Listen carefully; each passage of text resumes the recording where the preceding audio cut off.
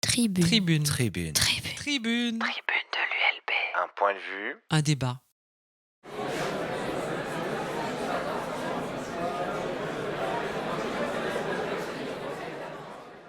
C'est un grand plaisir et un grand honneur pour moi d'introduire le conférencier de ce jour pour cette tribune de l'ULB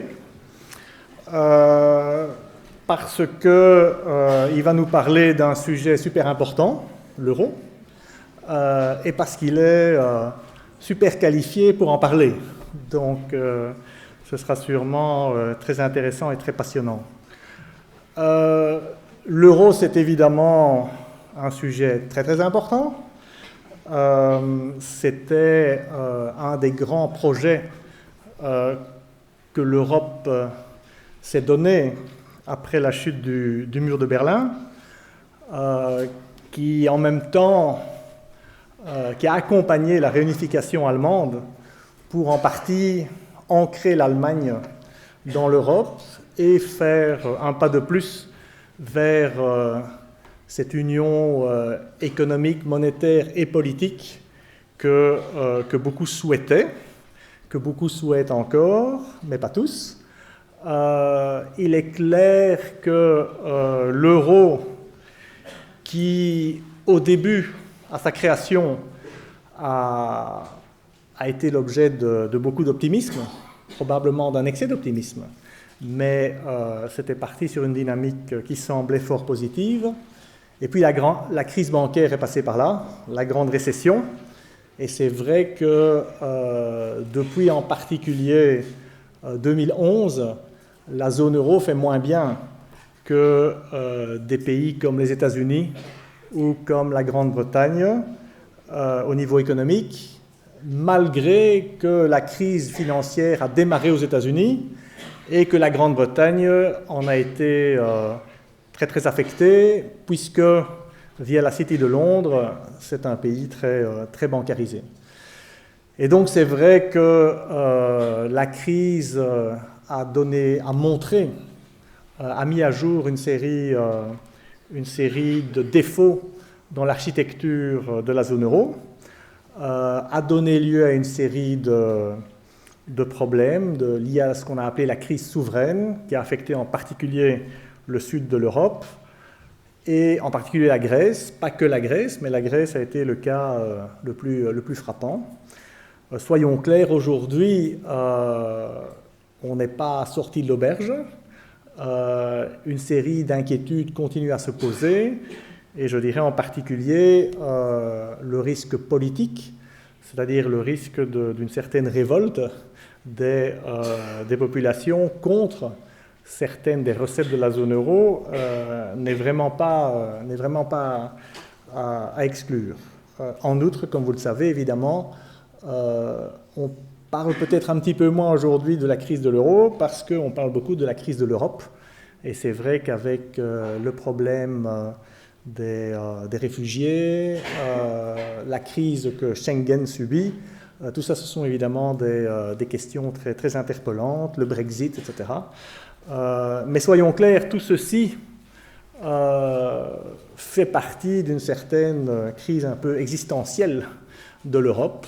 Attention, de l'autre côté de l'Atlantique, quand on voit Donald Trump et compagnie, soyons clairs, il y a des inquiétudes liées au niveau des populations, il y a des inquiétudes plus générales liées à notre système capitaliste actuel qui, clairement, crée de l'inégalité et toute une série de gens se posent la question de savoir comment eux peuvent vivre là-dedans. Alors je crois que face à ces crises, bon, c'est clair que ces crises donnent lieu chez pas mal de gens à une volonté, une tentation de repli et à une opposition à l'Europe. Maintenant, une crise peut aussi être une opportunité de relancer la machine.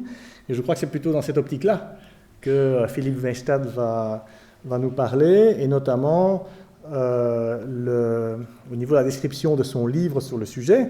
Je cite, l'auteur explique comment il serait possible de renforcer la convergence économique la dimension sociale et la légitimité démocratique des institutions et décisions dans la zone euro.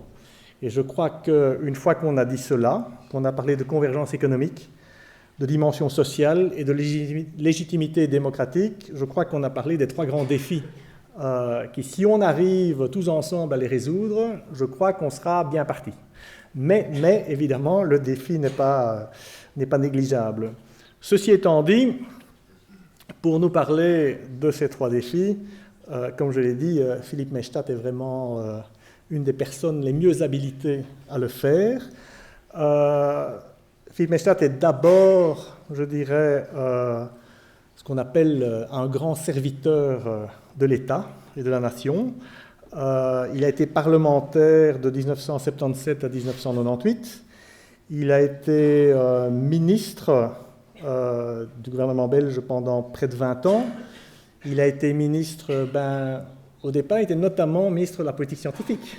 Et je crois que, comme aujourd'hui, il est président de l'Académie de recherche et d'enseignement supérieur de notre Fédération Wallonie-Bruxelles. Il y a un peu un retour aux sources. C'est toujours quelqu'un qui a compté dans les mondes scientifiques et universitaires. Il est d'ailleurs aujourd'hui professeur invité dans plusieurs universités. Donc il est proche de nous pour ces raisons, mais évidemment, si on l'a invité aujourd'hui, c'est pour d'autres casquettes. En particulier, donc, il a été ministre des Affaires économiques, du budget, du commerce extérieur, mais il a surtout été ministre des Finances pendant 10 ans, et 10 ans particulièrement importants, puisque c'est de 1988 à 1998, c'est-à-dire depuis avant la chute du mur de Berlin jusque quasiment à l'arrivée de l'euro. Et donc, il a été une des personnes qui a participé extrêmement activement à la création de cette union monétaire. Il a également présidé, en tant que ministre des Finances, le Conseil ECOFIN en 1993, le comité intérimaire du Fonds monétaire international pendant 5 ans, de 1993 à 1998. Et donc, je dirais que dans tous ces endroits, je crois qu'en général, il n'y avait que louanges. Et c'est la même chose après sa carrière, disons, au niveau du gouvernement belge, parce qu'il a ensuite présidé la Banque européenne d'investissement, une des grandes institutions européennes que nous avons au niveau économique, pendant 12 ans, 2 mandats de 6 ans. Et là aussi, je crois qu'il a quasiment fait l'unanimité. Je dois dire que, personnellement, moi aujourd'hui, en tant que directeur à la Banque nationale de Belgique, je siège au conseil de supervision de la Banque centrale européenne, conseil de supervision présidé par Daniel Nouy, qui a participé à certains organes de la BEI, et je dois dire que, comme tous les gens qu'on rencontre, elle n'est que louange à propos de Philippe Maystadt. Donc je dirais que, franchement, comme j'ai dit, c'est un grand honneur pour nous de vous écouter. De vous écouter donc à propos en particulier d'un livre que vous avez écrit et que vous acceptez de dédicacer pour tous ceux qui en auraient une copie à la sortie. Voilà, un tout grand merci.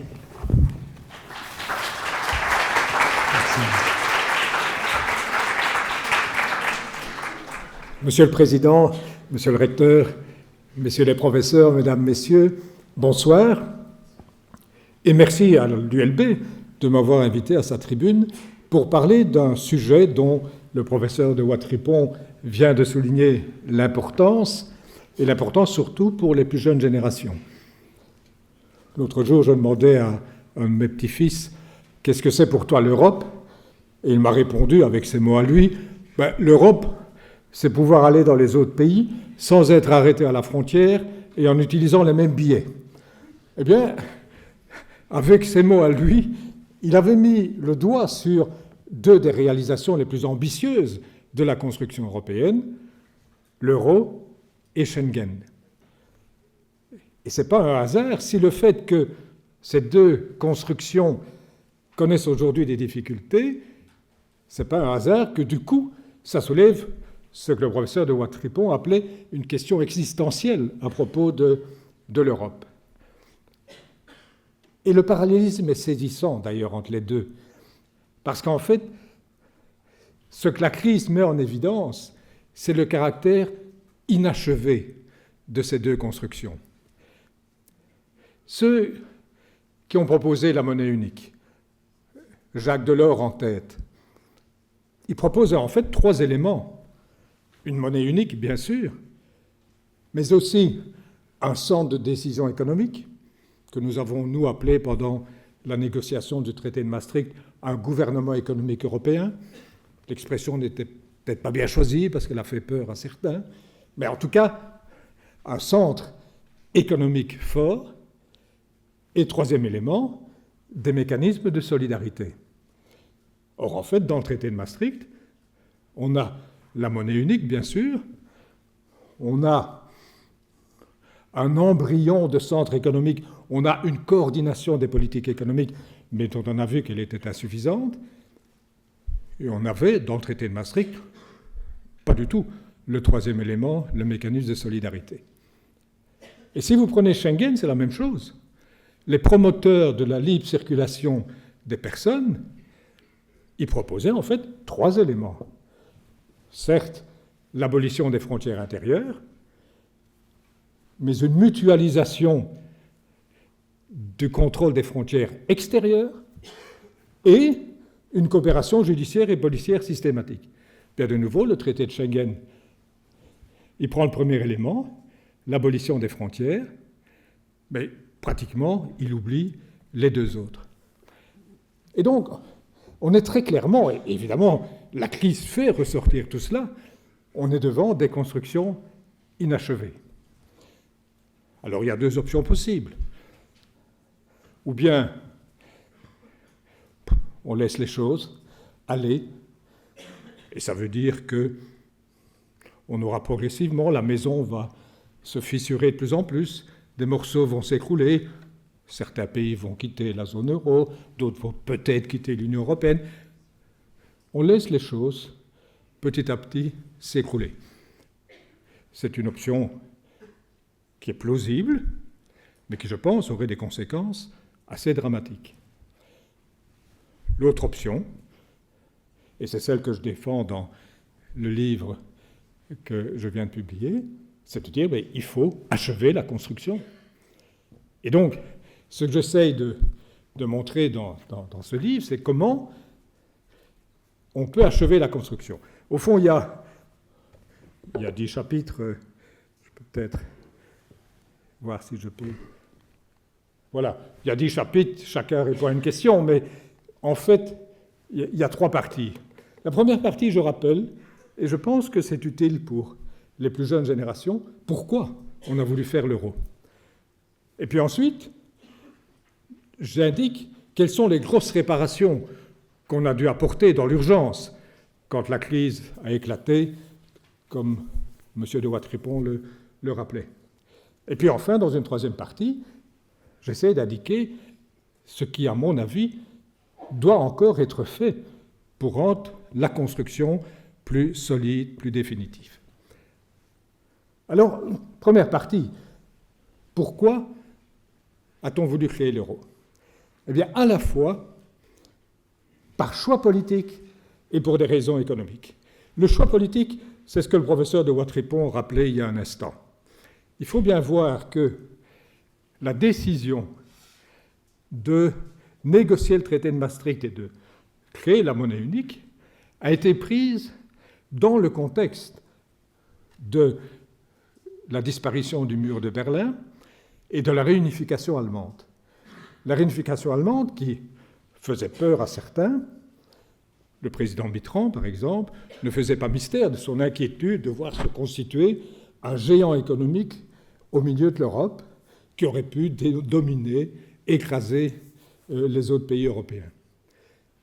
Et donc, il y a un choix qui a été fait très clairement par les Allemands, par le chancelier Kohl en particulier, d'arrimer l'Allemagne à l'Europe. Pour rassurer ses partenaires, il leur a dit, écoutez, nous ne voulons pas dominer, nous voulons travailler avec vous, nous intégrer dans l'Europe, et pour vous le prouver, nous allons accepter de renoncer à quelque chose qui pour nous est essentiel, qui est la monnaie. Les Allemands étaient très fiers de leur Deutschmark.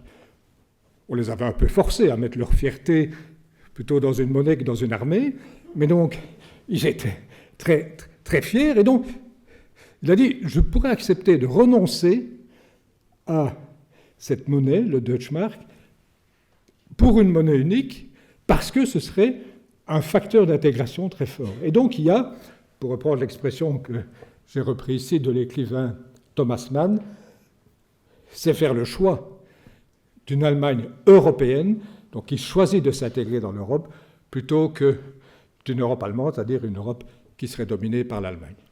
Il faut bien garder ça en tête pour comprendre pourquoi il y a eu cette volonté politique de faire l'euro. Mais il y avait aussi des raisons économiques. Depuis un certain temps déjà, un certain nombre d'économistes travaillaient sur cette idée d'une monnaie unique. Pourquoi ? Mais d'abord parce que une monnaie unique paraissait le prolongement naturel du marché unique. On avait décidé de faire un marché unique. Ça paraissait assez normal que sur ce marché, on puisse utiliser la même monnaie. Ça rendait les transactions plus faciles, les comparaisons plus aisées. Plus important, une monnaie unique permettait d'économiser un certain nombre de coûts. Je le rappelle parce que les plus jeunes n'ont pas connu cette période, mais quand il y avait des monnaies nationales, la valeur d'une monnaie par rapport à l'autre changeait très souvent. On avait bien ce qu'on appelait un système monétaire européen, mais dans lequel on pouvait ajuster les parités, et les ajustements étaient parfois assez fréquents. La lire italienne dévaluait assez souvent, le franc français dévaluait souvent, le franc belge une fois. Donc il y avait des ajustements constants, donc une très grande instabilité. Et tout ça avait un coût. Il y avait alors le coût des opérations de change. Changer dans une autre monnaie, ça coûtait, il y avait les commissions de change. Jacques Delors racontait souvent cette histoire. Il dit « Je pars de Bruxelles avec 1000 francs belges et je fais le tour des autres capitales européennes, à l'époque de 11 autres capitales européennes. Et dans chacun de ces pays, je n'achète rien. Je change dans la monnaie locale. Eh bien, au terme du périple, quand je reviens à Bruxelles et que je rechange une dernière fois en francs belges, on me rend moins de 500 francs. Tout le reste est parti dans des commissions de change, le coût direct que la Commission européenne estimait à l'époque à 0,5% du PIB de l'Union européenne de l'époque. Et puis il y a tous les coûts indirects, parce que, notamment pour les entreprises, pour faire leurs calculs, savoir si elles vont investir dans un autre pays, si elles vont développer une action commerciale, c'est très difficile de faire les calculs si vous avez un risque de changement important de parité. Et donc les entreprises se protégeaient contre ces risques des variations de change, mais comme toutes les assurances, ça a un coût, il faut payer une prime. Alors, soit une prime explicite, soit parfois c'était implicite, inscrit dans les taux d'intérêt. On payait des taux d'intérêt plus élevés sur certaines monnaies que sur d'autres parce que le risque de dévaluation était plus important. Et donc, on voyait un intérêt économique à une monnaie unique. Et surtout, et ça c'est vraiment la raison fondamentale, la monnaie unique était le moyen de sortir de ce qu'on appelait le triangle d'incompatibilité. Un triangle d'incompatibilité, ça veut dire qu'il y a 3 éléments, c'est un triangle, mais que dans la réalité, on ne peut avoir ensemble que 2 éléments sur les 3. Et ces 3 éléments ici, c'est la stabilité des taux de change, j'en ai déjà parlé, la liberté des mouvements de capitaux et des politiques monétaires qui restent nationales. Il faut choisir. Si vous voulez à tout prix garder des politiques monétaires nationales, vous devez renoncer à un des 2 autres éléments. Vous devez ou bien renoncer à la liberté des mouvements de capitaux, réintroduire ce qu'on appelait des contrôles d'échange, mais ça, vous touchez à une des libertés fondamentales de l'Union européenne. Ou bien vous renoncez à la stabilité d'échange, mais avec tous les inconvénients que cela comporte pour les entreprises. Si au contraire, vous estimez que c'est mieux pour l'économie d'avoir la stabilité d'échange, que c'est important de garder cette liberté fondamentale de la libre circulation des capitaux, et bien alors inévitablement, vous devez renoncer à avoir des politiques monétaires nationales. C'est ça le raisonnement économique à la base de la monnaie unique. Et donc, c'est ce raisonnement, à la fois ce raisonnement économique et ce choix politique, qui sont à la base du traité de Maastricht. Alors, le traité de Maastricht, et puis surtout, après ce qu'on a appelé le pacte de stabilité, qui a en quelque sorte complété le traité de Maastricht, met l'accent sur la discipline budgétaire. J'en parle d'emblée parce que c'est souvent un reproche que l'on fait. Il faut dire que la manière dont on a géré la crise de la dette dans la zone euro a pu donner cette impression que la seule chose qui comptait, c'était la discipline budgétaire, la consolidation budgétaire. Alors, je vais d'abord expliquer pourquoi finalement on s'était prononcé pour une forme de discipline budgétaire, et puis j'amènerai à nuancer. La première raison, pendant qu'on négociait le traité de Maastricht, c'est qu'on disait on a besoin d'une discipline budgétaire pour éviter une hausse généralisée des taux d'intérêt. On avait en tête l'expérience de la réunification allemande. Les Allemands, vous savez que ça leur a coûté très cher d'essayer de remettre l'économie des anciens Länder de l'ex-Allemagne de l'Est, de le remettre au niveau de l'Allemagne de l'Ouest. Et donc les Allemands ont dû emprunter énormément, ce qui a fait monter les taux d'intérêt, et du coup les taux d'intérêt ont monté aussi dans les autres pays. Et donc on s'est dit, si un pays dérape, eh bien les autres en subiront les conséquences sous forme de taux d'intérêt plus élevés. En fait, l'expérience par la suite a montré que c'était inexact et qu'il n'y a pas nécessairement, je reviendrai sur ce graphique, que le raisonnement est peut-être juste quand il s'agit d'une grande économie comme l'Allemagne, mais qu'il n'y a pas cet effet de contagion, de généralisation de la hausse des taux d'intérêt s'il s'agit d'une plus petite économie, comme on l'a vu par la suite. Le graphique ici le montre notamment, on voit bien qu'à un moment donné, quand il y a une crise aiguë dans un pays, vous avez une hausse des taux d'intérêt. Je n'ai pas mis la Grèce parce que ça sortait du graphique, mais vous voyez bien que quand la crise éclate, eh bien, les taux d'intérêt augmentent dans certains pays, mais pas dans tous. Et donc, le raisonnement n'était pas correct de dire qu'automatiquement, si ça dérape dans un pays, ça dérape partout. Donc, ce premier argument n'est pas tout à fait fondé. Un deuxième argument qui était invoqué, c'est de dire qu'il faut la discipline budgétaire pour éviter une source d'inflation. Et vous savez que les Allemands, en raison de leur histoire, de leur hyperinflation dans l'entre-deux-guerres, ont une peur panique de tout ce qui peut provoquer l'inflation. Et donc, ils disaient, oui, mais si un État ne respecte pas la discipline budgétaire, par exemple, en augmentant de façon exagérée les traitements des fonctionnaires, c'est l'exemple qu'on donnait, eh bien, ça finira par entraîner une inflation dans les autres pays. De nouveau, ce raisonnement, les faits ont montré que ce n'était pas tout à fait exact et qu'il n'y avait pas une conséquence automatique du dérapage budgétaire dans un pays sur l'inflation dans la zone.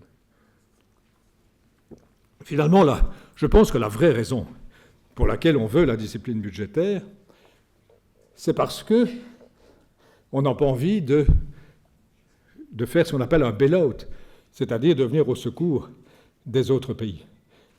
Fondamentalement, c'est de cela qu'il s'agit. Les Allemands et d'autres avaient très peur que des pays qu'ils appelaient le Club Med, les pays du Sud, une fois entrés dans l'euro, ne deviennent laxistes et qu'ils soient alors obligés de venir à leur secours. C'est d'ailleurs pour ça qu'on a inscrit dans le traité de Maastricht une clause dite de non-bail-out. On ne peut pas aider les pays en difficulté. On verra qu'on a quand même dû le faire quand on s'est trouvé devant la crise, mais fondamentalement, c'est ça. La raison pour laquelle on veut la discipline budgétaire, c'est pour éviter des situations dans lesquelles on se voit contraint de venir au secours de pays plus laxistes. Et donc, ça s'est traduit dans un pacte de stabilité qui a été revu, je n'ai pas le temps d'entrer dans les détails, qui a été heureusement corrigé depuis la crise. Mais donc, voyez la situation, le résultat de plusieurs années d'encadrement budgétaire, les situations restent quand même très différentes d'un pays à l'autre, puisque vous voyez que,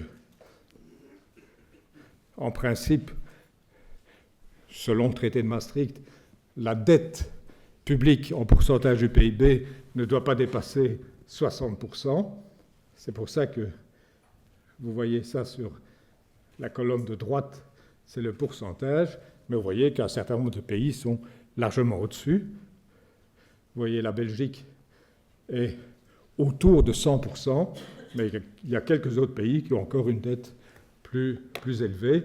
Le point rouge le plus élevé, c'est bien entendu la Grèce. En ce qui concerne le solde de financement, c'est l'échelle de gauche.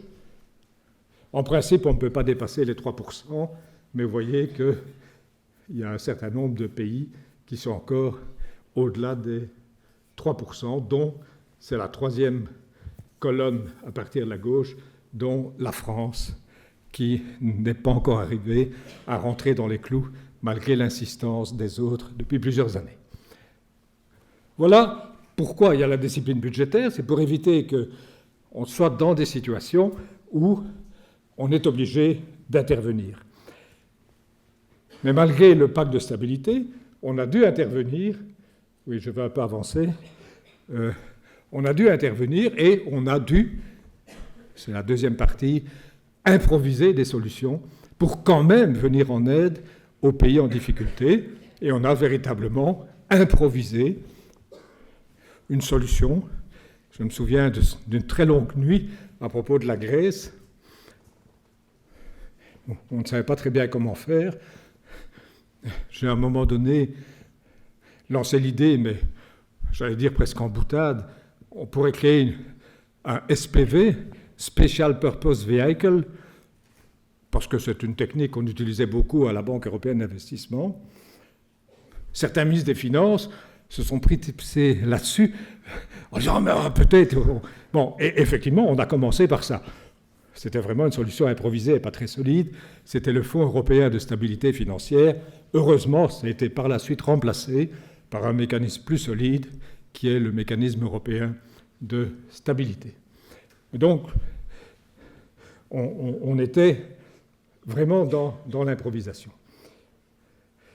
Un autre problème, et là j'en viens à parler de ce qui a quand même été ce que j'appellerais une grosse réparation apportée à la maison de l'Union économique et monétaire, une grosse réparation qui a essayé de répondre à une difficulté majeure qui est apparue et qu'est ce qu'on pourrait appeler un véritable cercle vicieux entre la crise bancaire et la crise des dettes souveraines.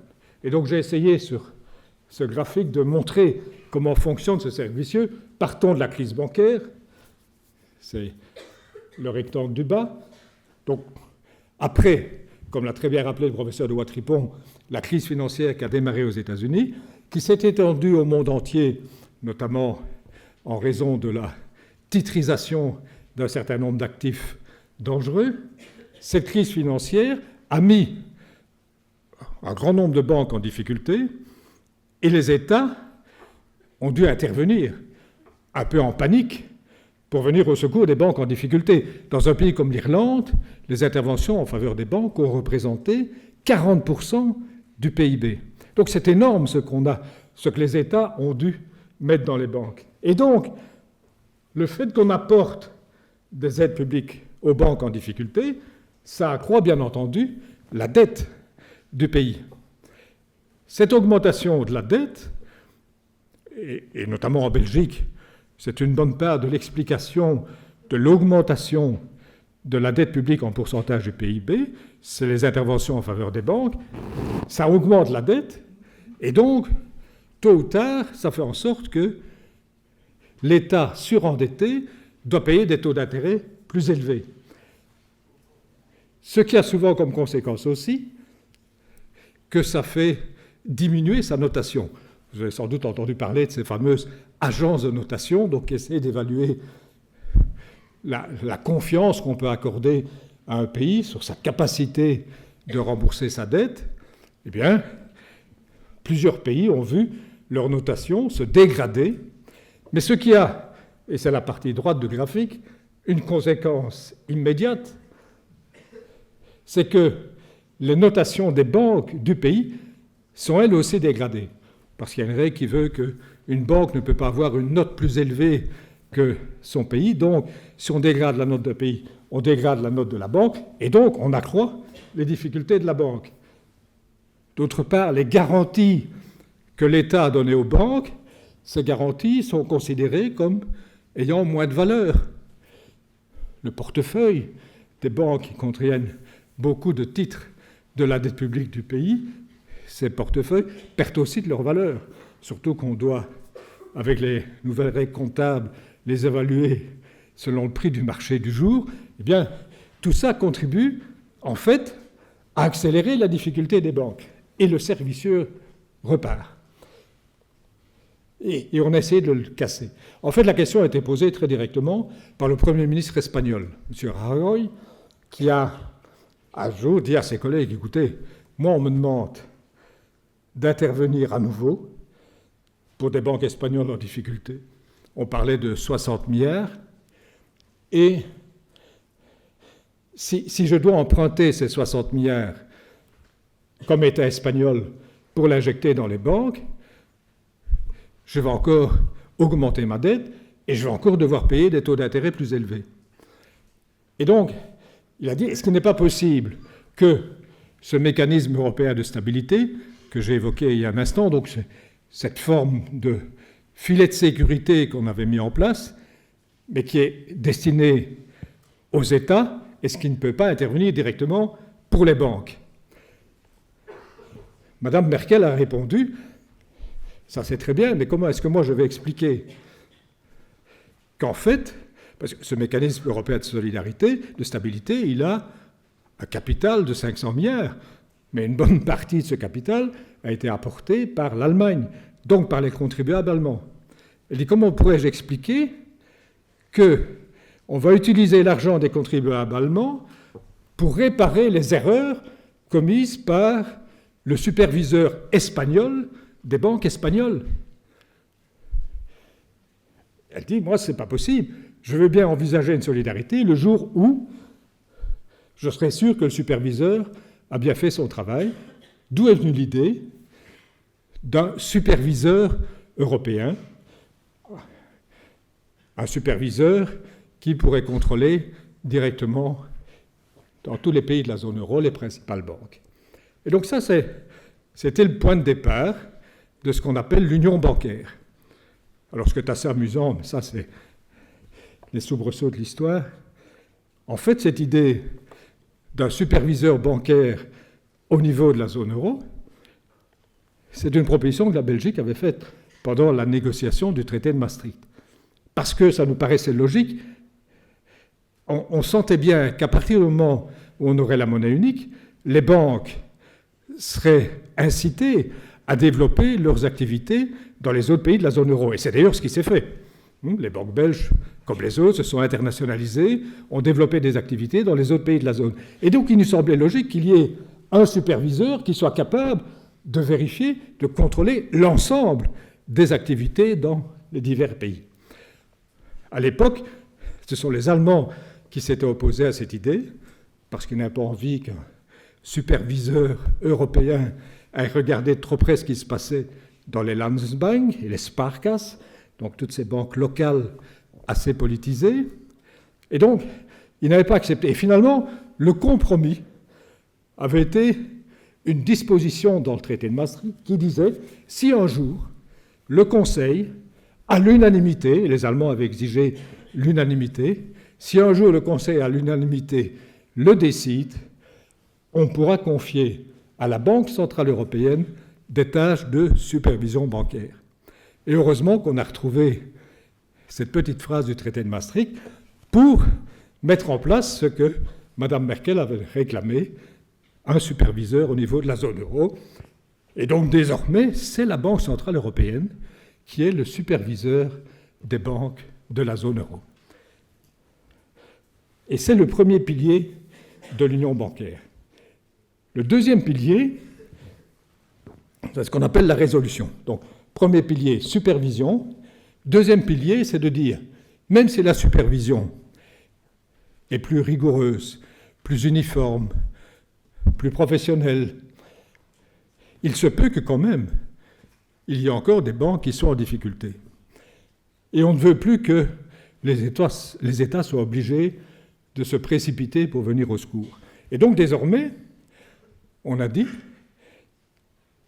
si une banque est en difficulté, on va d'abord demander aux actionnaires de faire un effort. Et puis si ce n'est pas suffisant, on va demander aux créanciers aussi de faire un effort, d'accepter une réduction de leurs créances, avec toutefois une exception importante, c'est que tous les déposants jusqu'à 100 000 €, eux, sont tout à fait garantis. Mais les autres créanciers pourraient être appelés à faire un effort, à accepter ce qu'on appelle un haircut, une réduction de leurs créances. Et puis, si ça ne suffit pas, si l'effort des actionnaires puis des créanciers ne permet pas à la banque de sortir de ses difficultés, on peut encore essayer de la sauver en faisant appel à un fonds de résolution, un fonds européen de résolution qui est opérationnel depuis le 1er janvier dernier, mais qui est alimenté non pas par des contributions des États membres, donc qui n'est pas alimenté par les contribuables, mais qui est alimenté par des cotisations des banques. Autrement dit, désormais, ce ne seront plus les États qui devront payer pour sauver les banques, ce sont les banques qui vont payer pour sauver les banques. Ça me semble-t-il un progrès important, c'est le deuxième pilier de l'union bancaire. Reste un troisième pilier, et je commence à évoquer des choses qu'il faudrait faire, mais qui ne sont pas encore réalisées. Le troisième pilier, c'est un mécanisme commun, qui peut prendre différentes formes, mais d'assurance mutuelle des systèmes nationaux de garantie des dépôts. Je vous ai dit, on a inscrit noir sur blanc dans une directive européenne que tous les déposants sont garantis jusqu'à 100 000 €. Et donc, il y a dans chaque pays un système national de garantie des dépôts. Mais il y a quand même la crainte que s'il y a une crise importante, surtout dans un petit pays, que ce système national ne soit plus à même d'assurer le remboursement. Ce sont des fonds alimentés par les cotisations des banques, ce ne soit peut-être pas suffisant. Et que donc le risque, c'est qu'on demande de nouveau à l'État d'intervenir pour garantir les déposants. Et donc on a dit, ce serait logique, pour donner cette assurance, qu'il y ait une forme de mutualisation entre ces systèmes nationaux de garantie des dépôts. Je crois que c'est important parce que ma conviction, c'est que s'il est mis en place, il est vraisemblable qu'il ne devra pas fonctionner. Parce que l'inquiétude, c'est que en cas de crise, il y a toujours le risque de ce qu'on appelle un bank run, c'est-à-dire une réaction de panique des déposants, et on l'a vu en Grèce. Les gens sont inquiets et donc se mettent à retirer tous leurs dépôts des banques parce qu'ils ont peur de ne pas retrouver leur argent, et ça aggrave évidemment les difficultés des banques. Donc, il vaut mieux, pour éviter cela, de leur donner une garantie absolue que, quoi qu'il arrive, ils vont récupérer leurs dépôts. Voilà donc une réparation importante. Les deux premiers piliers de l'union bancaire, il faudrait le plus vite possible ajouter le troisième. Oui, je vais un peu avancer parce que je m'aperçois que je suis un peu long. Oui, dans ce qu'il faut ajouter à la construction bancaire, je pense qu'il faudrait... Ce qu'il faut ajouter, à la construction de l'union économique et monétaire, il faut ajouter, à mon avis, ce que le rapport Van Rompuy appelait prudemment une capacité budgétaire, une sorte de budget de la zone euro. Alors on peut donner différents objectifs pour un budget de la zone euro. Dans la littérature, vous trouverez au moins ces 4 objectifs. Le premier, c'était une idée de Mme Merkel au départ. c'était d'accorder des incitants financiers pour que tous les pays fassent les réformes structurelles qui sont nécessaires. Et Herman Van Rompuy, lorsqu'il était président du Conseil, avait repris cette idée, mais n'a pas réussi à la faire passer parce qu'il s'est heurté à la position d'un certain nombre d'États qui ont dit « mais écoutez, nous avons fait les réformes qui étaient nécessaires, nous ne voyons pas pourquoi nous devons payer pour que les autres le fassent ». Et donc cette idée n'a pas été retenue.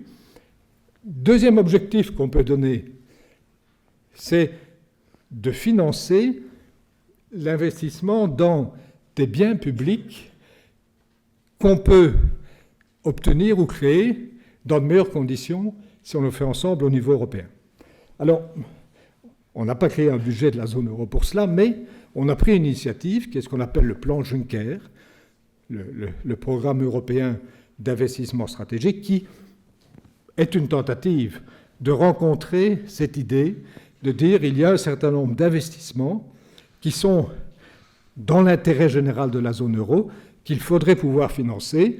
Et donc lui utilise une technique qui consiste, à partir d'une garantie venant du budget européen, d'attirer du financement privé. Je ne vais pas entrer dans les détails, mais c'est une tentative pour répondre à ce deuxième objectif. Le quatrième objectif, c'est de faire jouer à ce budget de la zone euro ce qui est le rôle normal du budget dans un État fédéral, c'est-à-dire une action contracyclique. Exactement ce qu'ont fait les États-Unis. Quand la crise a éclaté, les États-Unis ont accepté d'avoir un déficit budgétaire qui dépassait les 10%, mais pour aller contre la tendance à la récession. Mais pour que ça ait de l'effet, il faut évidemment un budget fédéral qui ait un certain poids. Or, le budget européen, il en est très loin, et je pense que ce n'est pas réaliste d'envisager qu'on pourra avoir un budget de la zone euro suffisamment important pour vraiment jouer ce rôle contracyclique au niveau de l'ensemble de la zone euro. Si bien que, dans mon livre, je ne vais pas entrer maintenant dans les détails, mais je me consacre surtout au troisième objectif, qui est d'aider des pays à absorber des chocs asymétriques. Choc asymétrique, ça veut dire que certains pays peuvent être touchés plus durement que d'autres, par exemple par une crise dans un secteur. Prends un exemple simple, imaginons une crise dans le secteur automobile. Il est évident qu'un pays comme la Slovaquie, dont pratiquement toute l'industrie c'est de l'automobile, sera touché beaucoup plus durement que d'autres pays. Donc, quand on a affaire à un choc asymétrique, si on intervient plus tôt, ça coûte moins cher et ça épargne beaucoup de difficultés sociales au pays en question. Donc, je suis vraiment convaincu, je m'en explique dans le livre, qu'on aurait besoin d'un budget qui ne doit pas être aussi important que ce dont on aurait besoin pour jouer vraiment un rôle au niveau de l'ensemble de la zone, mais qui pourrait intervenir plus tôt. Il y a le mécanisme européen de stabilité, j'en ai déjà parlé, mais en l'état actuel, ce mécanisme ne peut intervenir que très tard, c'est-à-dire à un moment où le pays est vraiment en grande difficulté, il n'a plus accès au marché des capitaux, il a absolument besoin qu'on vienne à son secours. Si on pouvait intervenir plus tôt, soit en créant un budget de la zone euro, soit, c'est une alternative que j'évoque dans mon livre, en étendant les missions du mécanisme européen de stabilité, lui permettant d'intervenir plus tôt, eh bien, je pense que ce serait plus efficace, que ça coûterait moins cher, et surtout que ça épargnerait un certain nombre de difficultés sociales. Voilà ce que je veux dire rapidement. Ceux qui s'intéressent trouveront plus de détails et plus de justifications dans mon livre. Je devrais aussi vous parler de la convergence économique, qui est un phénomène important, mais je crains, je regarde l'heure et j'essaie de respecter le temps qu'on m'a donné. Je vois que je vais plutôt alors... oui, c'est quand même dommage de ne pas attirer l'attention là-dessus, mais vous me permettez? Oui? Bien. Ce que je voulais souligner, c'est que quand on a négocié le traité de Maastricht, on s'est surtout concentré sur un certain nombre de critères qui touchent essentiellement au budget, au déficit, la dette, etc. Le pacte de stabilité qu'on a mis en place ne visait que la discipline budgétaire. Et Jacques Delors avait demandé qu'on mette d'autres critères, comme le taux de chômage, etc. Mais on n'en avait pas voulu.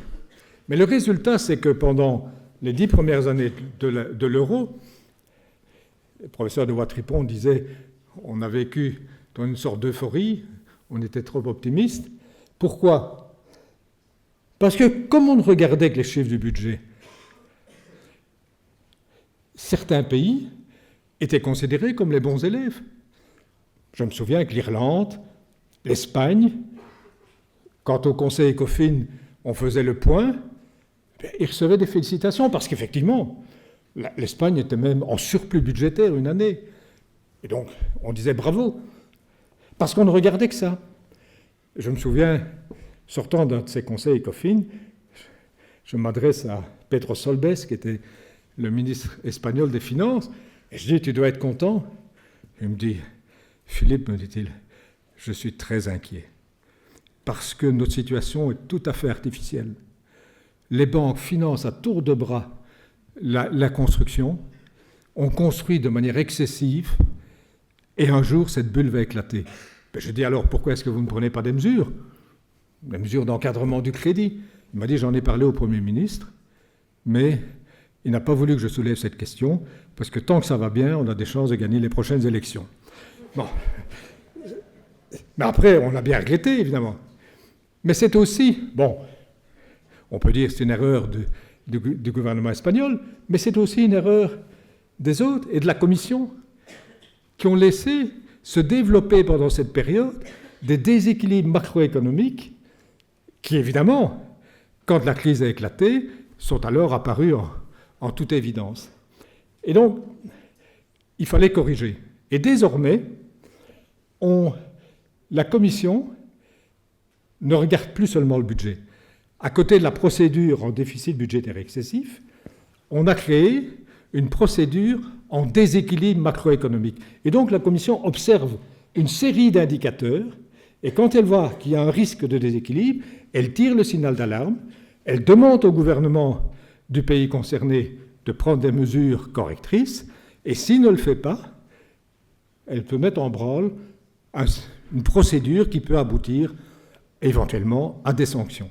Et sur ce point, il y a un changement qui n'a l'air de rien, mais qui a beaucoup de conséquences. Avant, dans le système du pacte de stabilité, quand un pays ne respectait pas les règles du pacte de stabilité, on prévoyait des sanctions. Et donc, à un moment donné, l'Allemagne et la France, très clairement, ne respectaient plus les règles du pacte de stabilité. Et donc, la Commission a fait son travail et a proposé des sanctions. Et j'ai assisté au Conseil ECOFIN, où la Commission propose les sanctions. Il n'y a que le ministre néerlandais qui a dit il faut appliquer les sanctions. Tous les autres ministres des Finances se sont tus dans toutes les langues en se disant mais peut-être qu'un jour, c'est moi qui serai dans la situation. Et donc, ils se sont tus. Et donc, on n'a pas appliqué les sanctions. Et donc, ça fait perdre beaucoup de crédibilité au pacte de stabilité. À l'occasion de la mise en place de cette seconde procédure sur les déséquilibres macroéconomiques, on a changé la règle. Et désormais, quand la Commission propose des sanctions, celles-ci s'appliquent automatiquement, sauf si une majorité qualifiée d'États membres dit qu'il ne faut pas les appliquer. C'est tout à fait différent, parce que les ministres des Finances pourront continuer à se taire dans toutes les langues, et les sanctions s'appliqueront. Et comme on le sait, ça devient beaucoup plus crédible. Ce qui m'a frappé, c'est que dans 4 cas au moins, où la Commission a fait des observations sur le projet de budget de l'année suivante, puisque désormais, c'est aussi une nouveauté, chaque État doit soumettre son projet de budget pour l'année suivante. Quand la Commission, désormais, fait des recommandations, on en tient compte. parce qu'on se dit, on ne sait jamais, cette fois-ci, les sanctions risquent de s'appliquer. Encore faut-il que la Commission propose les sanctions.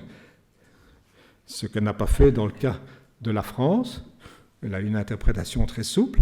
Mais comme on sait que les sanctions pourraient s'appliquer, on applique la recommandation. La Belgique a reçu de la Commission, ce n'est pas le budget de l'année dernière, c'est le budget de l'année avant, une observation lui demandant de corriger son budget pour 1 milliard. Et la Belgique l'a fait. Parce que maintenant, on tient davantage compte des recommandations. Mais donc, j'en reviens à cette question de la divergence. Parce qu'on ne regardait que le budget, on n'a pas vu que se creusaient des différences majeures. Je me souviens que celui qui était à l'époque président de la Banque centrale européenne, Jean-Claude Trichet, régulièrement brandissait des graphiques pour essayer de montrer qu'il y avait des déséquilibres qui se créaient. Mais on n'en tenait pas compte. Il m'a dit, j'avais vraiment l'impression de prêcher dans le désert, alors que, par exemple, c'est un exemple, vous voyez l'évolution de la productivité, eh bien, dans la période 2002-2007, donc avant la crise, elle augmentait sans doute trop peu dans nos pays, entre 1,5 et 2%, mais enfin, elle augmentait quand même.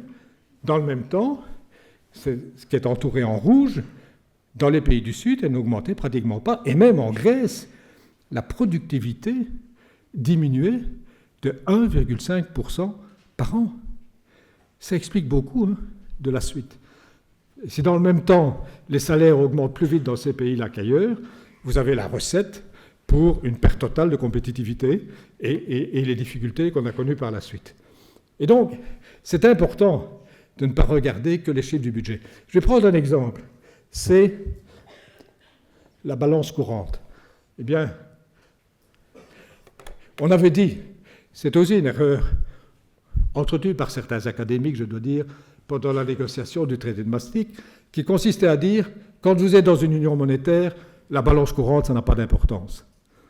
Ben, on a bien vu que ça avait une importance, et on voit sur ce graphique que c'est les pays qui avaient le plus important déficit de la balance courante qui ont aussi connu la récession la plus prononcée. Et bien entendu, plus vous avez la récession prononcée, plus vous perdez du potentiel de croissance. Donc, c'est très important d'essayer d'assurer une meilleure convergence. L'illusion, quand on a négocié Maastricht, c'est que la convergence allait être spontanée. Et c'est d'ailleurs pour ça que certains ont refusé l'idée d'un gouvernement économique européen, disant on n'en a pas besoin, les marchés financiers vont imposer la discipline, si un pays diverge, il va être appelé à l'ordre par les marchés qui vont exiger des taux d'intérêt plus élevés, et donc les choses vont se remettre en ordre. Et c'était une théorie défendue par pas mal d'académiques à l'époque. Ça s'est avéré inexact. Et donc, ça montre bien qu'il faut maintenant une action plus volontariste pour assurer une meilleure convergence des économies. J'en parle également dans mon livre. Alors, pour terminer, je voudrais juste évoquer, je m'excuse de le faire trop rapidement, les 2 derniers chapitres de mon livre. Parce que là, je pense que ce sont vraiment des compléments qu'il faut apporter à l'union économique et monétaire. C'est la dimension sociale. Comme je le dis ici, elle est essentielle. Si on veut que les citoyens adhèrent à l'union économique et monétaire, il faut qu'ils voient qu'on se préoccupe aussi des conséquences sociales. Or, quand on voit la situation aujourd'hui, vous voyez le taux de chômage, c'est quand même assez dramatique. Je ne dis pas que c'est à cause de l'euro qu'il y a autant de chômage, mais on a en tout cas donné l'impression que notamment les politiques d'austérité imposées ont eu comme conséquence d'aggraver le chômage. Et il y a aujourd'hui un drame majeur qui est le chômage des jeunes. Tous les indicateurs de pauvreté montrent que les plus jeunes ont été plus fortement touchés par la récession que les plus âgés. Et c'est dû essentiellement au fait que le chômage a augmenté beaucoup plus fortement chez les classes les plus jeunes que chez les plus âgés. Il y a des pays où 1 jeune sur 4 est au chômage et même, parfois, 1 jeune sur 2. C'est dramatique. C'est dramatique pour les jeunes concernés, c'est dramatique pour la société dans son ensemble. D'autant plus qu'un jeune qui reste longtemps au chômage après la fin de ses études, il manque le moment où il doit acquérir les premières expériences et les premières compétences professionnelles, et il risque d'être handicapé pour toute la suite de sa carrière. Donc c'est vraiment un problème majeur, je n'ai pas le temps de m'y étendre maintenant. Alors, il ne faut pas attendre le miracle de l'Europe, parce qu'on n'a pas voulu donner beaucoup de pouvoir à l'Europe en matière sociale, mais néanmoins, il y a quelques compétences qu'elle pourrait exercer plus effectivement, je donne quelques exemples dans mon livre. Il y a aussi un rôle incitatif qu'elle peut jouer. Un exemple, c'est ce qu'on appelle la garantie jeune. L'Union européenne ne peut pas imposer aux États membres des politiques actives de remise au travail des jeunes, mais elle peut donner des encouragements financiers aux États qui acceptent de s'engager à ce que tout jeune, dans les 4 mois de la fin de ses études ou de la perte d'un emploi, se voit offrir, si possible un nouvel emploi, ça c'est l'idéal, mais au moins, en tout cas, une formation, un stage de qualité, une période d'apprentissage, qui est... Tous les jeunes se voient offrir quelque chose qui doit les aider à trouver un emploi. Eh bien, ça, je trouve, c'est une bonne initiative et qui commence à donner des résultats. On voit dans plusieurs pays qu'on a maintenant une politique plus active pour essayer de régler ce problème du chômage des jeunes. Ceci dit, ne nous faisons pas d'illusions. L'essentiel de ce qu'il faut faire pour s'attaquer à ce problème dramatique, ça dépend d'abord des États nationaux ou des régions. Et notamment, il y aura beaucoup de choses à dire sur l'enseignement, qui est une clé pour donner aux jeunes. J'ai un graphique qui montre, voilà, cet extrait du dernier rapport de la Banque nationale, M. de Watripon le connaît certainement, qui montre l'évolution des emplois. En orange, c'est les emplois hautement qualifiés. Eh bien, on voit que la part de ces emplois dans l'emploi total augmente fortement, aussi bien en Belgique que dans l'Union européenne. Que par contre, la part des emplois faiblement qualifiés ou même moyennement qualifiés, c'est le mauve, est en diminution. Donc, il y a très clairement, se manifeste une tendance. Les emplois de demain seront, pour la plupart, des emplois qui vont demander davantage de qualifications. Et donc, se donner comme objectif que la plus grande proportion possible de jeunes obtiennent une qualification de niveau plus élevé, c'est vraiment un objectif qui devrait être une priorité politique pour nos gouvernements. Je ne m'étends pas là-dessus, mais je voudrais quand même souligner à propos de ce qu'on appelle la dimension sociale de l'Europe que des choses importantes doivent être faites aussi au niveau des États. Et enfin, oui, je vais passer cela. Le dernier point sur lequel je voudrais insister, je terminerai là-dessus, c'est la nécessité de renforcer la légitimité démocratique. Parce que, M. de Watripon l'a dit très justement, dans plusieurs pays, on voit la poussée de mouvements eurosceptiques. C'est dû pour beaucoup au fait que les citoyens européens n'y comprennent plus rien. Moi, je suis frappé, je vais parler devant des auditoires très divers. Beaucoup de citoyens ne savent plus qui décide quoi, ne savent plus qui contrôle quoi. Et les communications souvent chaotiques après les sommets européens n'aident pas les citoyens à comprendre de quoi il s'agit.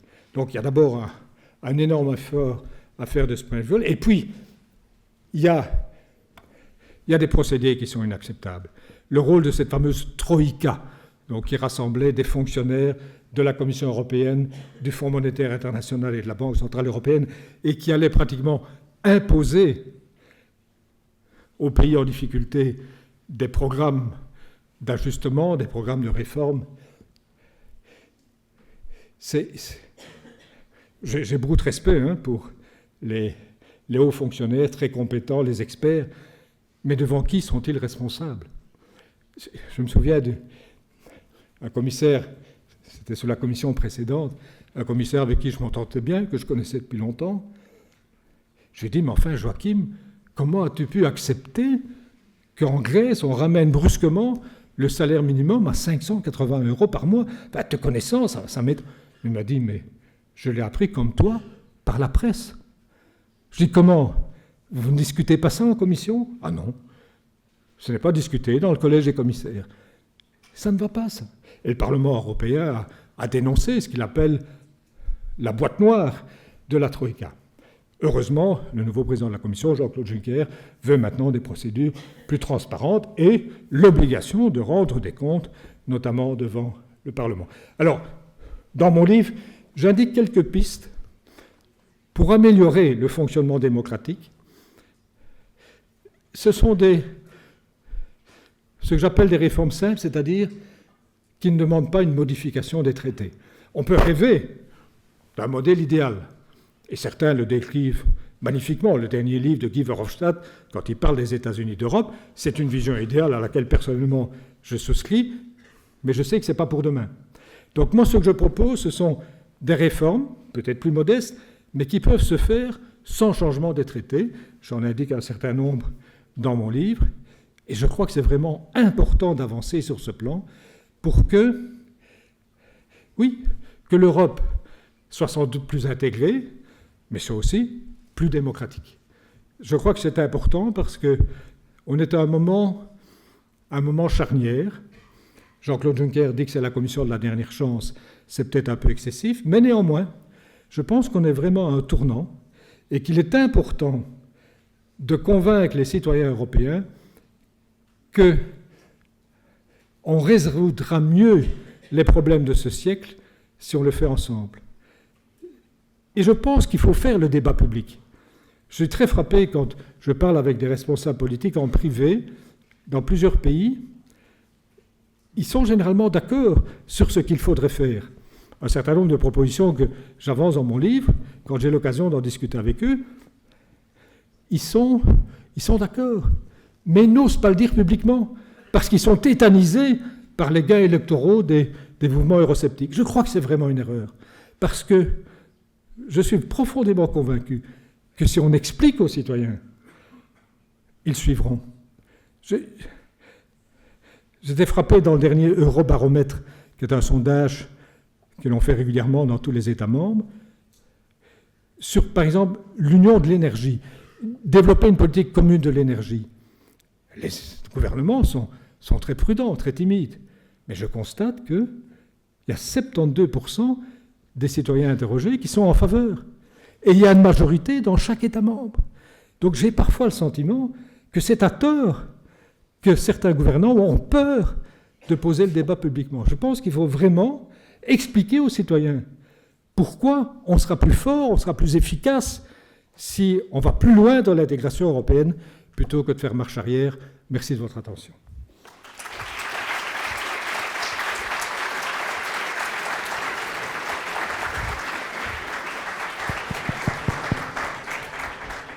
Ouais, bonsoir. Je suis désolé pour le niveau de français, je ne suis pas francophone. Et donc, j'ai une question très simple à vous poser. En fait, vous avez parlé beaucoup de la dette publique, mais en fait, Vittor Costanzo, le vice-président de la Banque centrale européenne, en 2013, il a dit en fait que le problème, c'est plutôt la dette privée. Donc, on a vu une dynamique de dette privée qui a augmenté beaucoup avant de la crise économique. Par contre, il y avait la dette publique qui était en train de se passer. Et deuxième question, si on a en fait une monnaie unique entre pays très très différents, s'il y a un problème de compétitivité, donc de balance des paiements, on ne peut pas dévaluer la monnaie, mais il faut couper le salaire, il faut baisser la dépense publique. Et ça, c'est ce que Mario Monti, l'ancien Premier ministre italien, a défini la fiscal consolidation, c'est détruire les marchés intérieurs. Et donc, je voudrais connaître en fait vos points de vue sur la question. On prend quelques questions ou bien vous... Comme on veut. Bon, allez-y. Bon, je vais essayer d'être bref dans mes réponses pour qu'on puisse poser plusieurs questions. Mais donc, sur le premier aspect de votre question, vous avez raison. Ce qui compte, c'est l'endettement total, dette privée et dette publique. Et d'ailleurs, si vous avez l'occasion de lire mon livre, vous verrez que je parle de... Et c'est vrai qu'il y a plutôt une tendance, dans certains pays pour le moment, à avoir une diminution de la dette publique en pourcentage du PIB, mais par contre une augmentation de la dette privée. Et il faut quand même y faire attention. Ça, c'est votre première question. Sur votre deuxième question, donc, oui, qu'on ne peut plus, c'est ça, le fait qu'on ne puisse plus dévaluer, mais ça tient au fait même qu'on a une monnaie unique. Donc on ne peut pas essayer de retrouver de la compétitivité par une dévaluation, par définition. D'ailleurs, l'expérience du passé, avant la monnaie unique, montrait que les dévaluations dites compétitives n'avaient un effet que très limité dans le temps, et c'est d'ailleurs pour ça que plusieurs pays devaient faire des dévaluations à répétition, parce qu'en fait, ça ne corrigeait pas les fondements de leur économie. Donc, comme on ne peut plus dévaluer, il faut essayer de retrouver de la compétitivité par d'autres moyens. Ce qui est vraiment regrettable, et j'espère que désormais, grâce aux nouveaux mécanismes de surveillance qui portent aussi sur les déséquilibres macroéconomiques, on ne laissera plus se développer des situations, mais c'est que dans certains pays, par exemple, les salaires ont augmenté beaucoup plus vite que la productivité. Et donc, c'est une expérience qu'on a fait en Belgique dans la seconde partie des années 70, donc on sait quelles sont les conséquences. Mais certains pays, quand vous voyez les chiffres, je les donne, quand vous comparez l'évolution de la productivité avec la croissance des salaires, par exemple, manifestement, il y avait quelque chose qui n'était pas du tout raisonnable. Alors, j'espère que maintenant, on tirera le signal d'alarme plutôt pour éviter de se trouver dans la situation qui est celle de certains pays, de devoir faire ce qu'on appelle des dévaluations internes, mais qui sont terribles pour la population. Et donc, si on veut éviter ça, il faut attendre, je veux dire, se comporter d'une manière responsable. Parce que et donc, c'est pour ça que moi je pense que c'est vraiment un progrès, désormais, que l'on surveille pas seulement les chiffres du budget, mais toute une série d'indicateurs, et notamment l'évolution des coûts salariaux, l'évolution des prix de l'immobilier, l'évolution de la balance courante, l'évolution du chômage, etc., pour pouvoir détecter à temps les risques de déséquilibre et empêcher qu'on se trouve dans une situation tellement détériorée qu'on n'a plus d'autre choix que de faire ces dévaluations internes qui sont très douloureuses. Je m'appelle Driss Kamlichi, ancien de l'ULB. Ma question est la suivante. Si j'ai bien compris le problème des banques, il y a une supervision nationale, une supervision européenne, et si jamais il arrive un accident à une banque, on commence par faire appel aux actionnaires, ce qui me semble tout à fait naturel et normal. Ensuite, on fait appel à ceux qui détiennent des obligations de cette banque. Ça, c'est le jeu du prêt à quelqu'un qui ne rembourse pas. Mais alors, depuis le 1er janvier, on va ponctionner tous les comptes des déposants qui dépassent...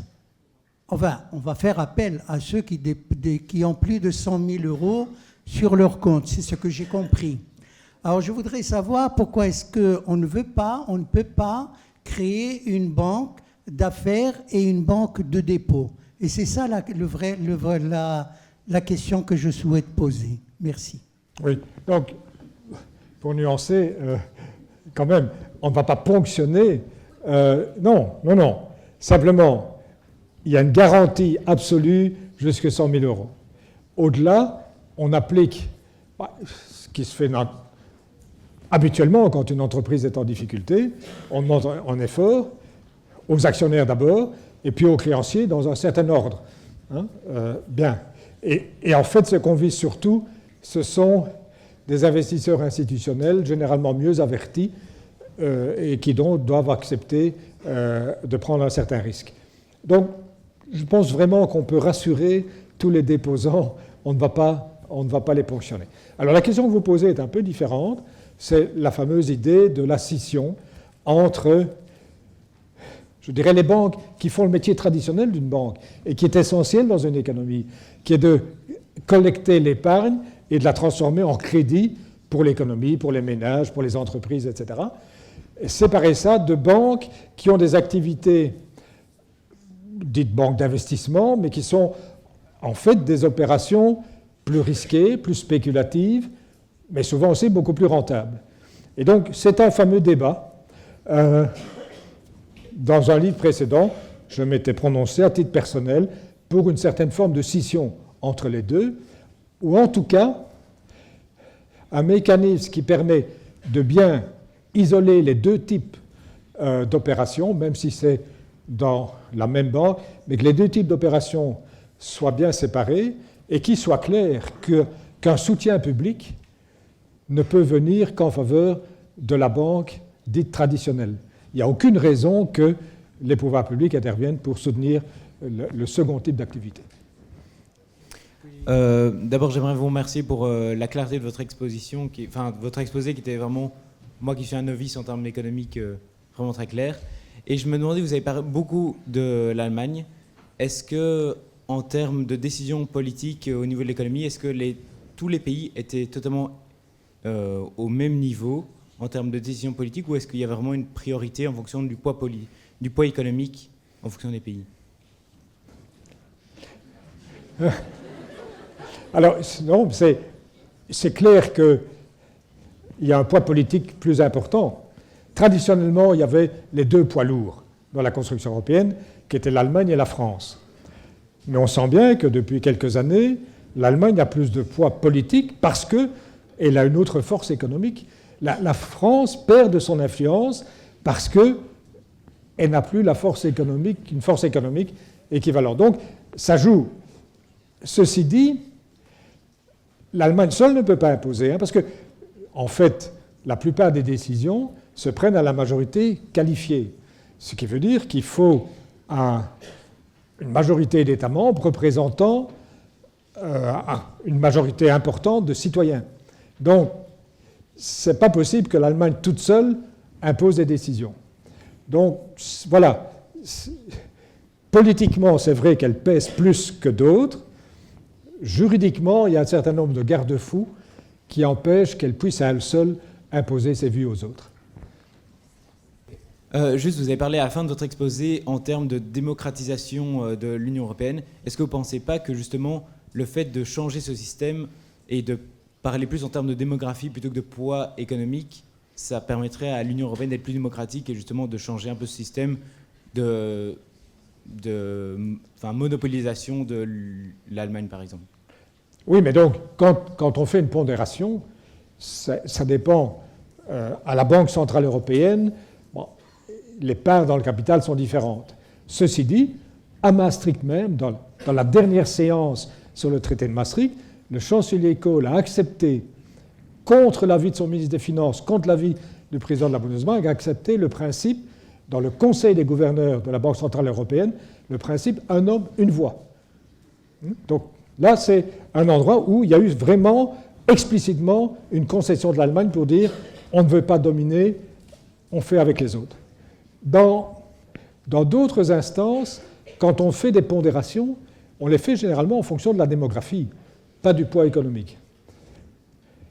L'Allemagne trouve d'ailleurs que dans la répartition des sièges au Parlement européen, on ne lui donne pas ce à quoi elle aurait droit compte tenu de son poids démographique. Donc, mais c'est généralement la démographie plutôt que le poids économique qui est pris en compte. Merci. Ici. Oui, bonsoir monsieur. Moi je voulais savoir comment la Grèce avait pu intégrer la zone euro alors qu'elle ne respectait pas les dispositions du pacte de stabilité, avec notamment à son adhésion un montant de la dette publique qui s'élevait déjà à 100% du PIB, et que la maîtrise de son budget ne semblait pas du tout aller de soi, puisque l'État grec n'a jamais pu faire entrer suffisamment de recettes. Mais vous le savez, la Grèce a triché. La Grèce a maquillé ses comptes pour faire croire qu'elle remplissait les critères permettant d'entrer dans l'Union économique et monétaire. Alors, certains ont dit après coup, donc moi j'ai assisté, comme président de la BEI, j'ai assisté aux réunions du Conseil ECOFIN où on a accepté l'entrée de la Grèce. La Commission n'a rien dit et c'est passé pratiquement sans discussion. Alors que dans un autre cas, par exemple la Lituanie, où il manquait un fifrelin pour remplir le critère d'inflation. La Commission a dit, ben, on était derrière la virgule, hein, il manque un petit peu. On a dit, ah bon, ils ne remplissent pas les critères, ils n'entrent pas maintenant. Et ils sont entrés plus tard. On a reporté l'entrée de la Lituanie dans l'Union économique et monétaire. Pour la Grèce, rien. Alors, moi, je me suis dit, tiens, bon, après coup, quand j'ai vu les difficultés en Grèce, je me suis dit, la Grèce a vraiment trompé tout le monde. Maintenant, certains disent, oh, mais on savait, on avait des doutes. J'ai entendu un ministre des Finances dire, moi, j'étais au courant.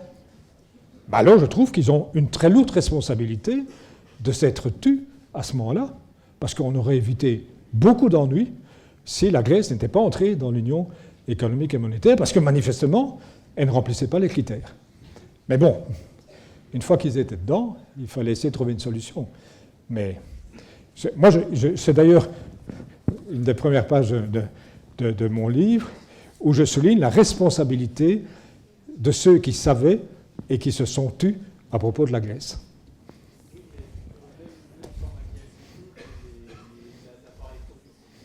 L'appareil productif grec apparaissait déjà insuffisant et le montant de la dette, lui, n'était pas maquillé. Donc, oui, comment a-t-on pu ne pas voir Eh bien, d'abord, parce que le premier élément que vous citez, qui est exact, mais ce n'est pas un des critères pour entrer dans l'Union économique et monétaire. On retrouve la question que j'ai évoquée rapidement, qu'on se limite à certains critères et qu'on ne prend pas en compte tous les éléments structurels de l'économie, comme aurait voulu Jacques Delors, mais on ne l'a pas suivi sur ce point. Donc, ce que vous dites, l'état de l'appareil productif, plus généralement on pourrait dire la compétitivité relative, ce n'est pas un critère. Par contre, vous avez raison, la dette est un critère. Mais que dit le traité de Maastricht? Il faut que la dette diminue à un rythme satisfaisant pour se rapprocher du taux de 60% du PIB. Et si le texte est formulé comme ça, c'est à cause de moi. Parce que le premier texte qu'avait proposé la Commission disait, comme pour le déficit, on dit le déficit doit être en dessous de 3% du PIB. Et la Commission avait écrit, pour la dette, il faut être en dessous de 60% du PIB. J'ai dit, alors dites de suite que la Belgique ne peut pas entrer dans l'Union économique et monétaire parce que dans un avenir prévisible, nous serons incapables, malgré tous les efforts, de ramener notre dette à 60% du PIB. Et donc on a transformé le texte et on a dit, mais ça doit diminuer à un rythme satisfaisant et tendre vers les 60% du PIB. Et les Grecs ont donné l'impression, avec l'aide d'ailleurs d'une banque américaine, ont donné l'impression qu'effectivement leur dette exprimée en pourcentage du PIB diminuait. Et c'est comme ça qu'ils ont dit qu'ils remplissaient ce critère-là. Oui, une question là-bas.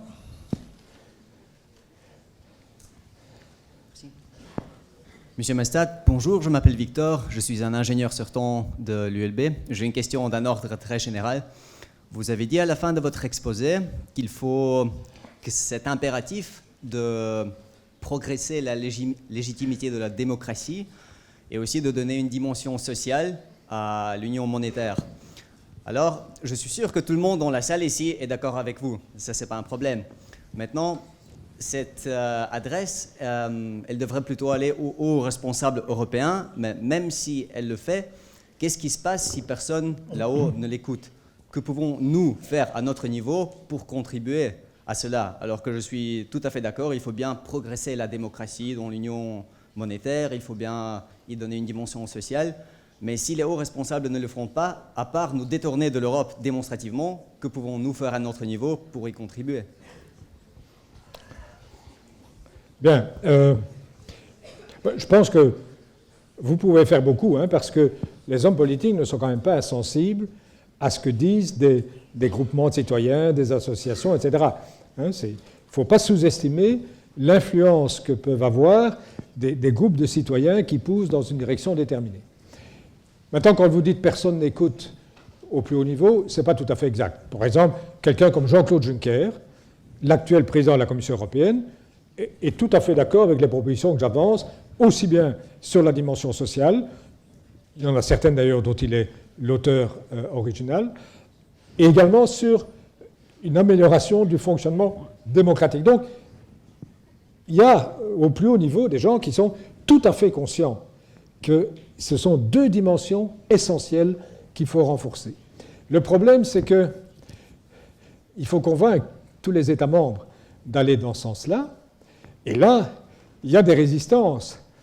Par exemple, une des propositions, c'est de créer au sein du Parlement européen une commission de la zone euro, où les problèmes qui ne concernent que la zone euro ne seront traités que par des députés de la zone euro.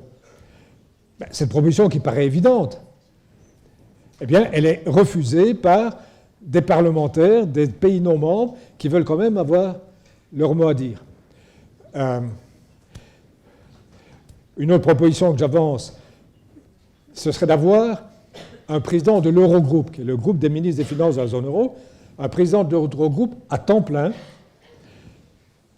qui sera en même temps membre de la Commission, qui représenterait la zone euro dans les instances internationales, qui gérerait le budget de la zone euro si on le crée, et qui devrait rendre des comptes à la fois devant le Parlement européen et aller s'expliquer devant les parlements nationaux. Eh bien, c'est une idée qui a le soutien de certains pays. Officiellement, l'Allemagne, la France et l'Italie sont pour cette formule-là, mais il y a des résistances de certains pays. Et donc, c'est ça qui m'amène à... Je pense que si on veut avancer sur ces deux dimensions importantes, la dimension sociale, la légitimité démocratique, on ne pourra pas le faire à 28. On ne pourra peut-être pas le faire avec les 19 pays de la zone euro. Il faudra avancer avec ceux qui veulent.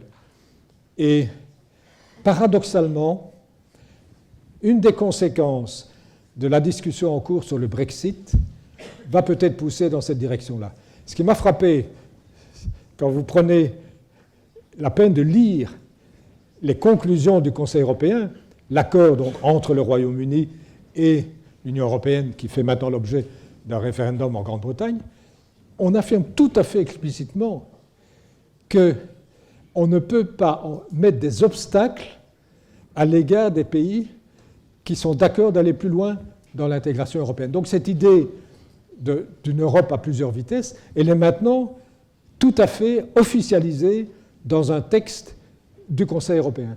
Et donc je pense que si on veut aller dans le sens qu'on indique, il faut à la fois la pression des opinions publiques, hein, ça c'est évident, mais il faut aussi se dire qu'on n'avancera qu'avec un noyau plus restreint.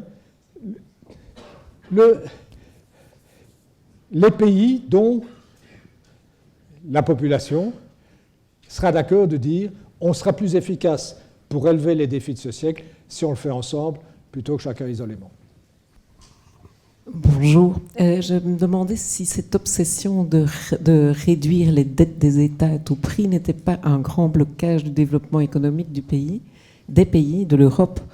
Parce qu'en cas de crise économique, on entend souvent l'idée qu'il faut au contraire que les États s'endettent davantage pour relancer l'économie. J'ai moi-même cité l'exemple des États-Unis, où c'est le budget fédéral. Ce qu'on ignore parfois, c'est qu'aux États-Unis, il n'est pas question qu'on vienne au secours d'un État en difficulté. Quand, au début de ce siècle, la Californie et l'Illinois étaient au bord de la faillite, il n'y a personne qui a pensé que soit les autres États des États-Unis, soit le budget fédéral allait venir au secours de ces États. Je le dis parce que parfois, les gens pensent que quand il y a un budget fédéral, c'est nécessairement pour faire du bail-out des pays en difficulté. Donc j'ai moi-même dit qu'au niveau des États-Unis, le budget fédéral avait joué un rôle anticyclique et avait permis aux États-Unis de sortir plus vite de la récession. Tandis que chez nous, on a une interprétation, je pense dans certains cas trop restrictive, des règles budgétaires, et le drame, c'est qu'on a dû faire ça simultanément. Vous savez, moi j'ai eu l'expérience quand j'étais au gouvernement, nos finances publiques étaient dans un état déplorable, et au début des années 80, on a dû faire une politique de réduction du déficit.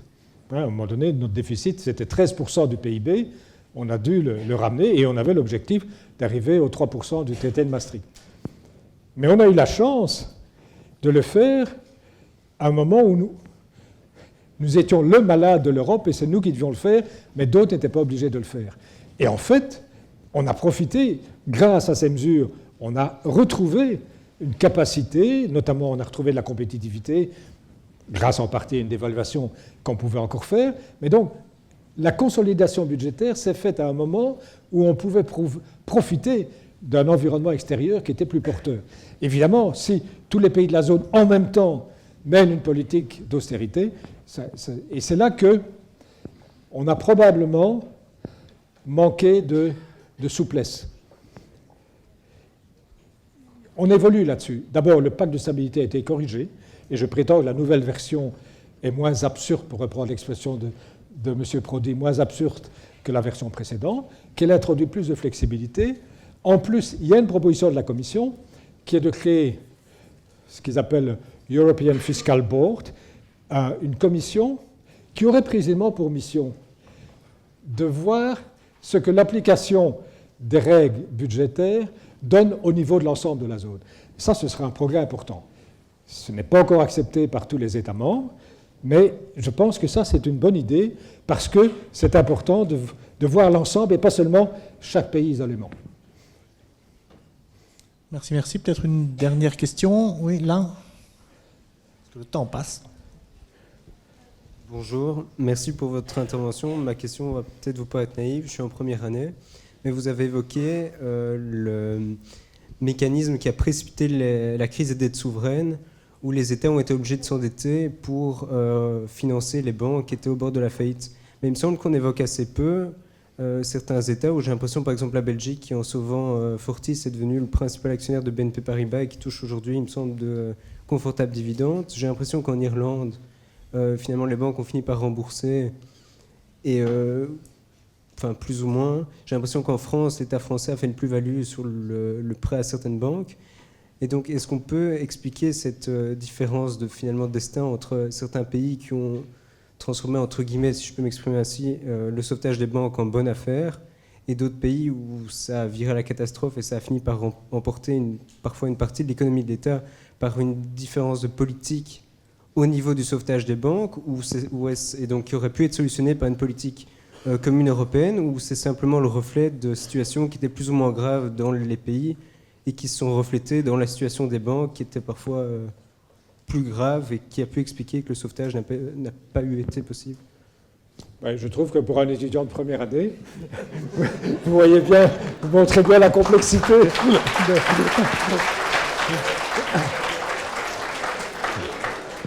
Il y a un peu tous ces éléments-là qui jouent, mais ça dépend aussi du type d'intervention. Quand les États sont intervenus en capital, ont apporté du capital à une banque en difficulté, si ça tourne bien, à terme, ils peuvent récupérer ça, soit en touchant des dividendes, vous y avez fait allusion, soit même, à un moment donné, en revendant, en faisant une plus-value, en faisant un gain en capital. Ça, c'est une possibilité. Dans d'autres cas, ça a moins bien tourné. Donc, il y a eu des cas où l'État a dû revenir plusieurs fois, remettre du capital. Une autre forme d'intervention, c'est la garantie. Les États ont donné des garanties aux banques. Si ça se passe bien, l'État y gagne. Pourquoi? Parce que la banque paye une commission pour bénéficier de cette garantie. C'est ainsi que le ministre belge des Finances a pu dire un jour, finalement, nos interventions, ça nous rapporte plus que ça nous coûte, puisque chaque année, nous encaissons les commissions payées pour la garantie que nous avons octroyée. Le raisonnement est correct, aussi longtemps que la garantie ne doit pas jouer. Donc, j'espère vraiment, et je pense que ce ne sera pas le cas pour la Belgique, mais si jamais, par malheur, l'État belge était appelé à activer les garanties qu'il a accordées à certaines banques belges, on verrait quand même la place. Donc, voilà. Donc, ça dépend aussi du type d'intervention.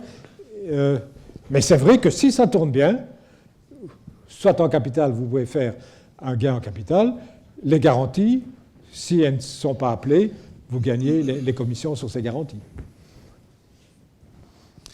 Ok, bien, tout grand merci pour l'ensemble de ces réponses également. Je crois qu'en effet, vous avez mis le doigt sur des dimensions essentielles de l'avenir de la zone euro, et notamment la nécessité d'accompagner une meilleure convergence économique par donc une dimension sociale et la légitimité démocratique qui l'accompagnera. Je crois que vous avez tout à fait raison de dire qu'un budget européen, c'est quelque chose qui sera nécessaire dans cette optique. Ça m'a fait un peu penser finalement, par rapport à nos États-Unis d'Europe qu'on aimerait, il y a de l'autre côté de l'Atlantique les États-Unis d'Amérique qui méritent d'être regardés aussi comme un exemple à suivre, dans certains cas ne pas suivre, on est d'accord, mais c'est intéressant par là, en effet, une des grandes différences entre les États-Unis et l'Europe, c'est que là-bas, il y a un budget fédéral, certes moins généreux que le nôtre,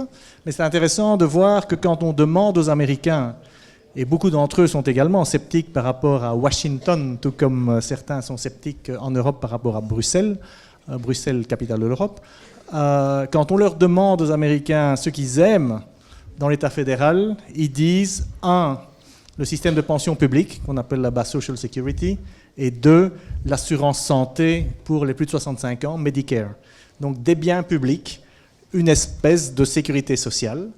Et je dirais qu'en effet, il me semble important pour redonner, disons, enthousiasme dans l'Europe aux citoyens. Je crois que ce serait une dimension. Évidemment, ce qui est un petit peu dommage à l'heure actuelle, c'est que autant il semble y avoir un momentum au niveau de cette convergence économique et du fait qu'il faut aller regarder la compétitivité, la structure des dépenses publiques, etc., autant ceci peut, pour certains citoyens, s'apparenter à une intensification, on va dire, de l'Europe des contraintes plutôt qu'une Europe des programmes sociaux. Et ce n'est pas évident que la dynamique politique va nous amener aisément vers cette affaire-là, d'autant plus qu'évidemment, s'il faut faire de la place pour un budget européen, vu la hauteur de nos dépenses publiques aujourd'hui, il faudrait que ça déplace en partie les dépenses nationales ou régionales, et tout le monde ne sera pas immédiatement d'accord. Mais en tout cas, je crois que c'est un chantier super important. Vous nous avez ouvert les yeux sur plein de choses à ce niveau-là. Un grand merci à vous, un grand merci à la salle et à ceux qui ont posé des questions pour cette soirée vraiment très intéressante. Merci beaucoup.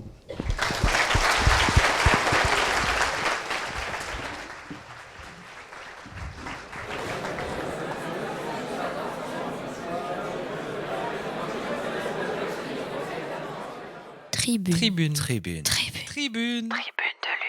Un point de vue. Un débat.